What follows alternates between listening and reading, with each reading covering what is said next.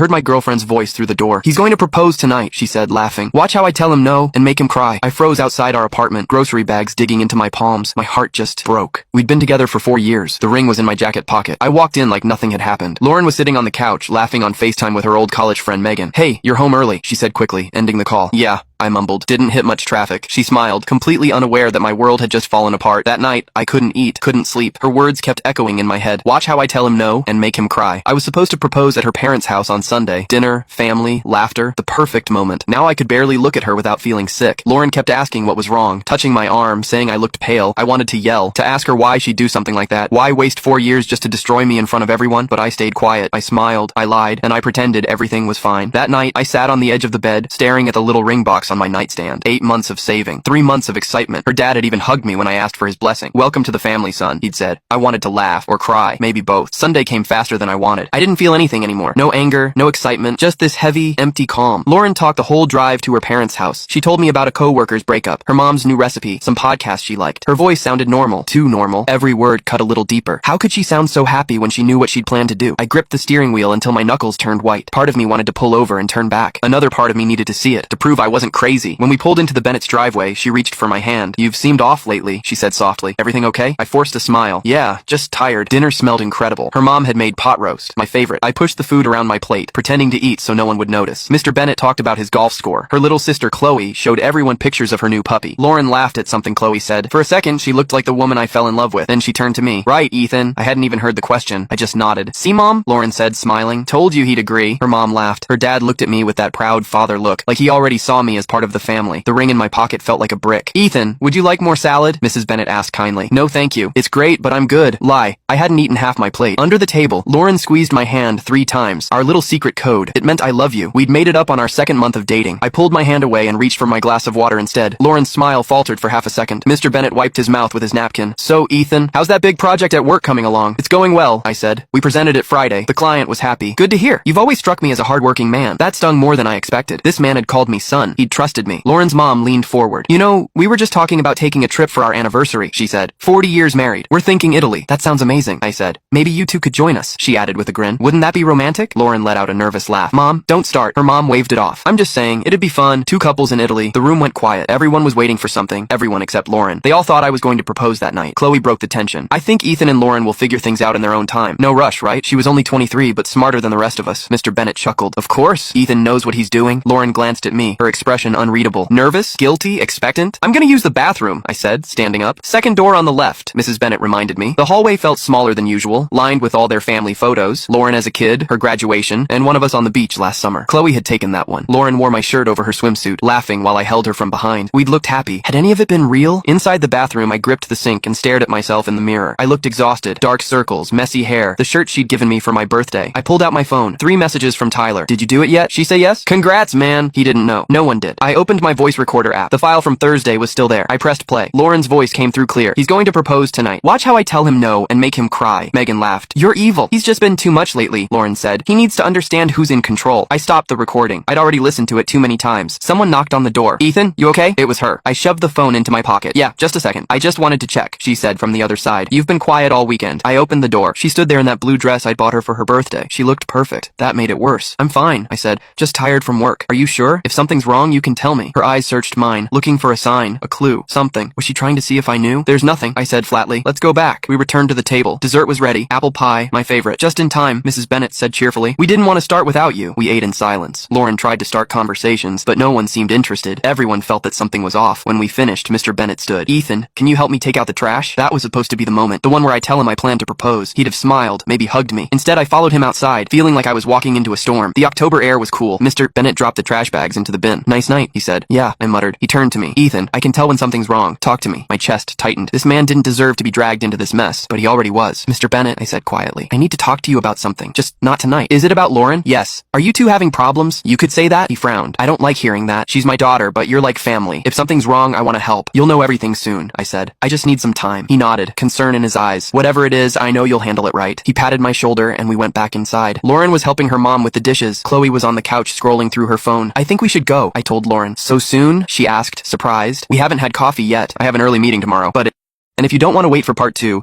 you can watch the full story on my YouTube channel. Just tap share, then more, and click the YouTube link here on my profile. Or search for the channel Cooper Reddit on YouTube.